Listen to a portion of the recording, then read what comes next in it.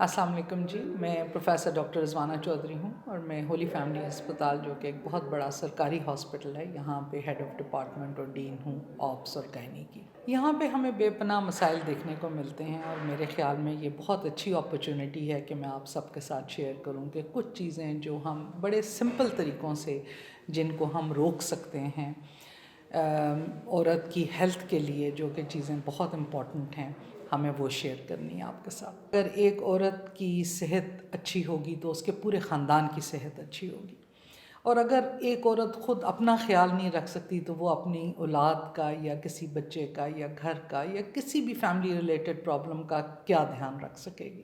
اس میں دو تین چیزیں بہت امپورٹنٹ ہیں۔ ایک تو یہ کہ بچوں میں وقفہ ہونا چاہیے، اس وقفے کے لیے ایک پراپر طریقہ استعمال ہونا چاہیے۔ ہم یہ نہیں کہتے کہ جی آپ ایک بچے کا کریں یا 2 کا کریں یا 10 کا کریں، وہ آپ کی اپنی چوائس ہے، لیکن کم از کم 2 بچوں کے درمیان 3 سال کا گیپ ہونا چاہیے تاکہ آپ ایک بچے کی نشو و نما بہتر طور پہ کر سکیں اس سے پہلے کہ آپ دوسرے بچے کے اوپر متوجہ ہوں۔ جب پریگننسی ہوتی ہے تو کچھ اصول بڑے امپورٹنٹ ہیں جو آپ کو دیکھنے ہیں۔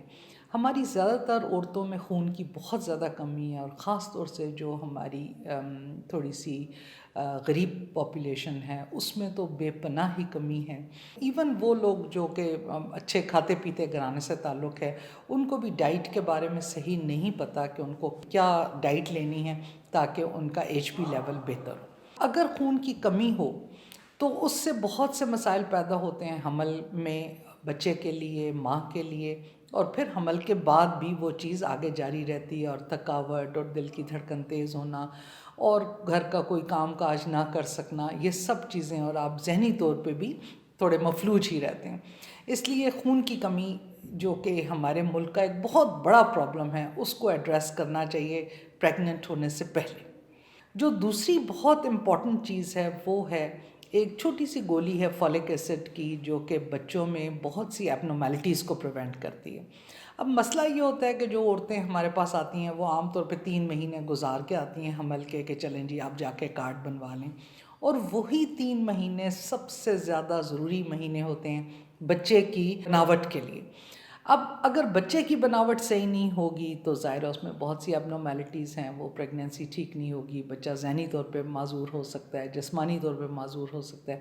اور ایک چھوٹی سی سستی سی گولی فولک ایسڈ کی ہے، اگر آپ کوئی پرہیز نہیں کر رہے ہیں تو آپ کو یہ گولی پہلے سے لے لینی چاہیے، لیکن کم از کم جیسے پتہ چلے کہ پریگننسی ہے تو یہ گولی شروع کر دیں، چاہے ابھی آپ ڈاکٹر کے پاس آئے ہیں یا نہیں آئے ہیں۔ فولک ایسڈ کی گولی وہ بچے کی بناوٹ میں ہیلپ کرتی ہے، اس کے بہت سی ایبنارمیلٹیز جو ہیں وہ ان میں نہیں ہوتی۔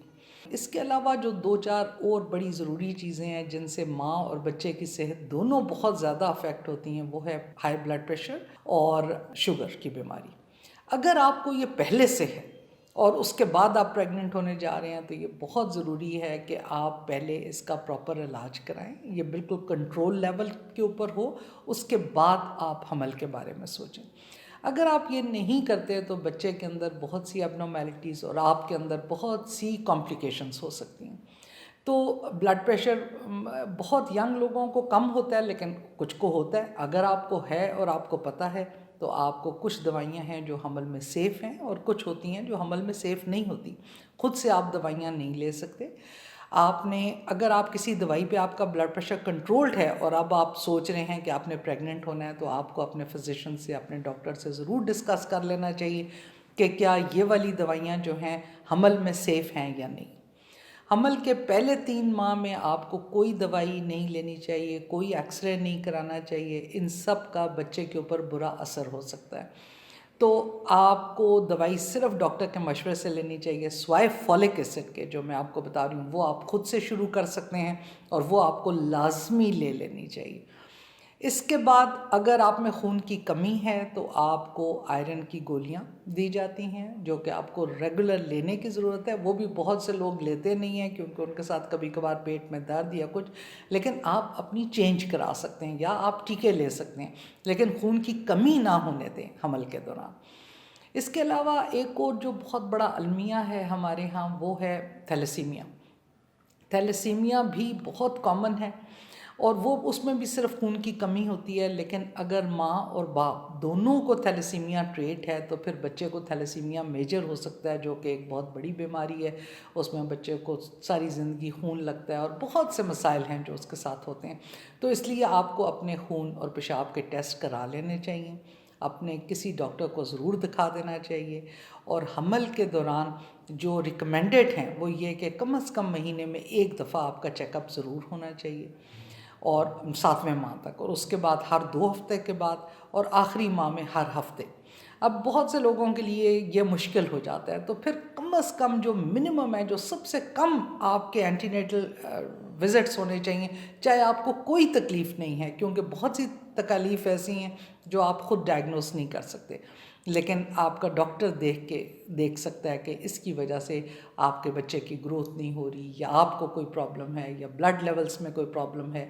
تو اس لیے 4 وزٹس کم از کم ضروری ہیں، جو WHO بھی کہتا ہے کہ آپ کو کم از کم ایک حمل کے دوران 4 وزٹس، ایک بالکل شروع میں، ایک تقریباً 6 ماہ سے، بیسکلی 6 ماہ سے پہلے 5ویں ماہ میں، جس میں آپ کا ایک پراپر الٹرا ساؤنڈ ہو کے بچے کی بناوٹ اور ہر چیز ظاہر ہو جائے، تاکہ اگر ایک بالکل ایب نارمل بچہ ہے تو اس کو آپ لے کے آخر تک نہ چلیں.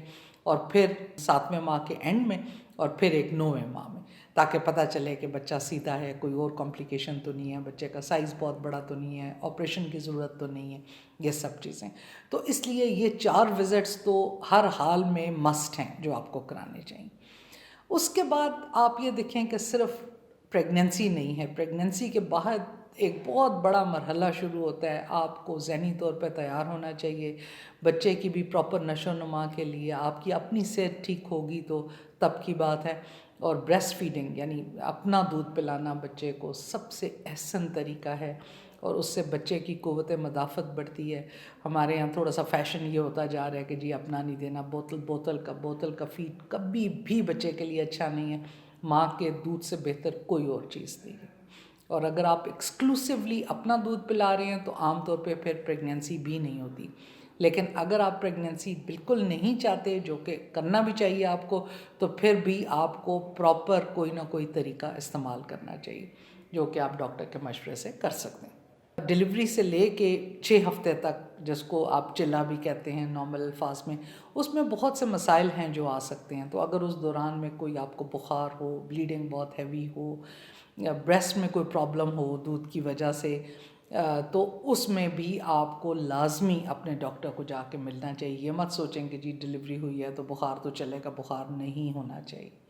اور اگر وہ ہو تو اس کا مکمل انویسٹیگیشن اور اس کا علاج ہونا چاہیے.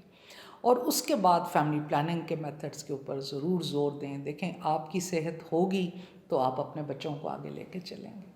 ہم بالکل، میں آپ کو دوبارہ یہ بات کہتی ہوں، ہم بالکل یہ نہیں کہتے کہ آپ 1 بچہ کریں یا 10 کریں. جتنے بھی کریں آپ اپنی صحت، اپنے وسائل کے حساب سے کریں، لیکن آپ بچوں کے بیچ میں ایک مناسب وقفہ ضرور دیں.